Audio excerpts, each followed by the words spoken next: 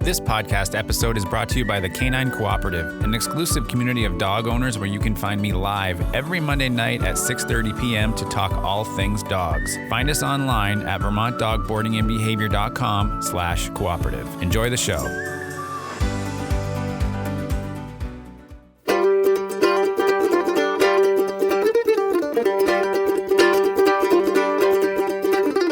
Time again for Talking Dogs with Ian Grant, owner of Vermont Dog Boarding and Behavior, VFW Drive Hyde Park, the show that delves into the training, socializing, behavior, nutrition, and wellness of your dog. And brought to you by Guy's Farm and Yard, with locations in Morrisville, Montpelier, Williston, and St. Albans.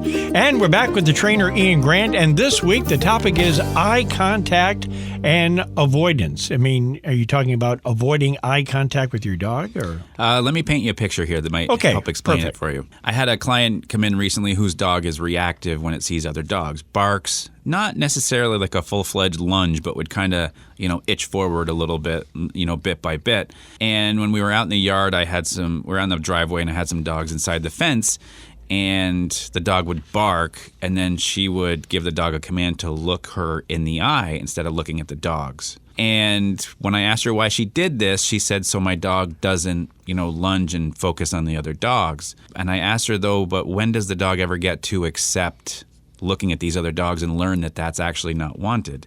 And she didn't really have an answer for me.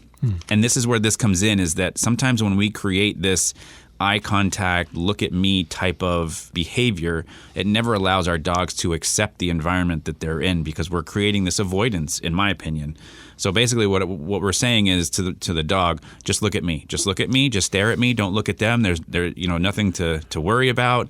And we get this overly intense focus on us, like the dog is trying to stare a hole through our head.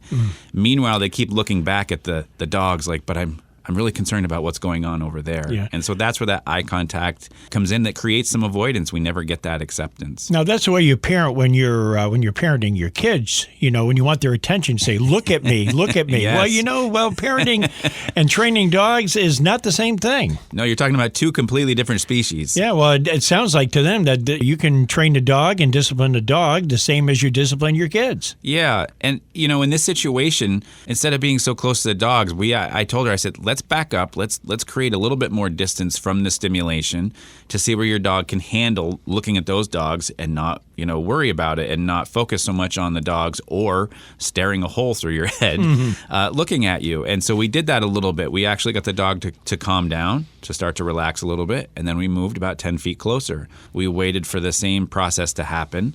Dog started to calm down. We eventually were able to get within 10, 15 feet of those other dogs. Now, those other dogs are just walking around. They're not doing anything. And this dog could happily just kind of start to just look around and take in the whole situation. The client couldn't believe that her dog was able to do that. But in my opinion, we're letting a dog be a dog. And then all of a sudden the dog's nose started triggering, meaning the dog was actually curious about the other dogs instead of staring at either the dogs or her in the eye. So that's a good thing. Yeah, it started to loosen up a little bit and start to relax. And of course, we talked about the deep breaths here, a few weeks back. So guess what happened in that situation? Dog takes a nice deep breath and starts to relax. Yeah. So these patterns start to emerge when we teach the dog actually how to relax. Strutting his stuff, hey, my name's Jake. What's your name? Yeah. Kind of trying to become part of the pack, yes, so to speak. Yeah, and in that situation, I had the owner, I said, just walk him away now. And she could just walk. He turned and gladly went with her. They walked away, and I said, now come right back up to this point, right back in front of these dogs again. And she walked right back up, sat down. The dog could, look at the dogs and look at her freely and calmly, not staring. Not staring, yeah. Yeah, and start to look around a little bit. This is why I don't teach a dog, and I don't put the treat up next to my eye and create this look at my face, look at my eye type of behavior, because I want my dog to learn how to accept the environment and not avoid it. Yeah, because it just seems like you could use that remedy for any problem. Just look at me, and it defeats the whole purpose, and it probably sets you back a bit, I would imagine. After that lesson, my head was spinning because I had so many thoughts about it. And avoidance was the biggest thing. We're just teaching the dog not to look. Just don't. That's one of those things you're not ever allowed to look at. And that just doesn't seem natural to me at all from an animal perspective. It's kind of a if I can't see you, you can't see me kind of mentality.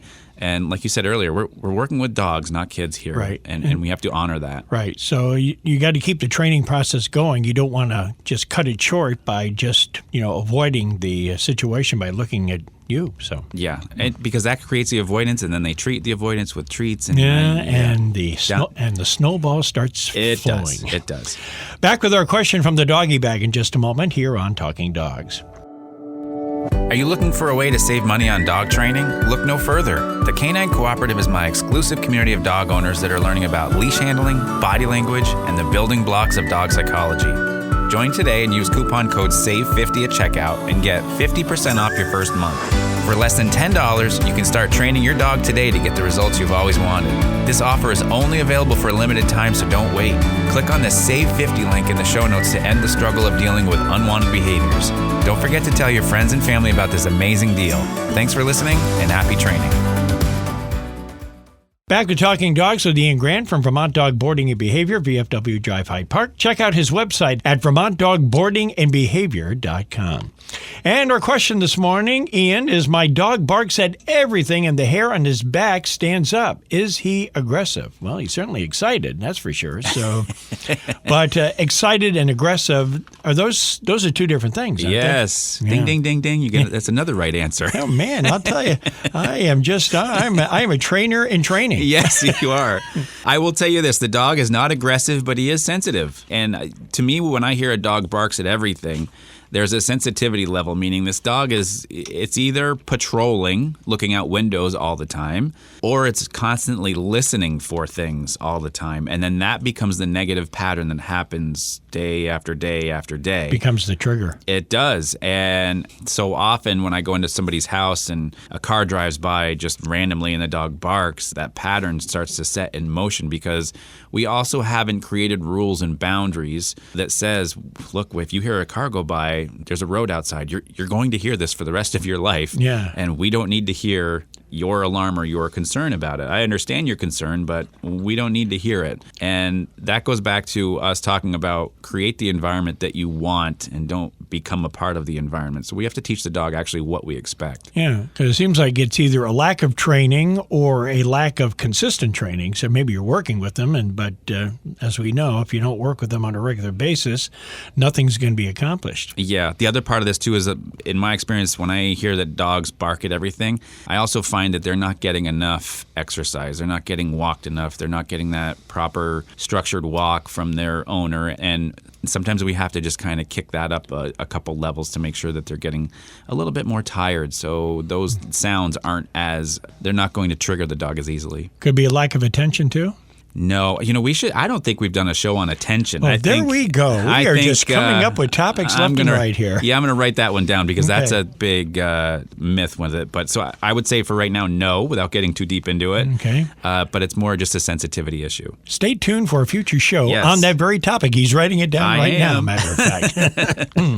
If you have a question for Ian, you can email him directly. Maybe we'll even answer it on the program. Send your question to info@vermontdogboardingandbehavior.com. Next week, hugging your dog. What could be bad about hugging your dog? You're showing it infection. I love hugging Tika. I know. And as long as you have the dog that you want, it always goes back to that. But if there's behavioral problems, if your dog's not comfortable around people, you're sending the wrong message. Yeah, absolutely. Oh, boy. All right. Well, we don't want to do that. Next week on Talking Dogs with Ian Grant, brought to you by Guys Farm and Yard with locations in Morrisville, Montpelier, Williston, and St. Albans. And for the trainer Ian Grant, I'm Roland LaJoy, and we are Talking Dogs.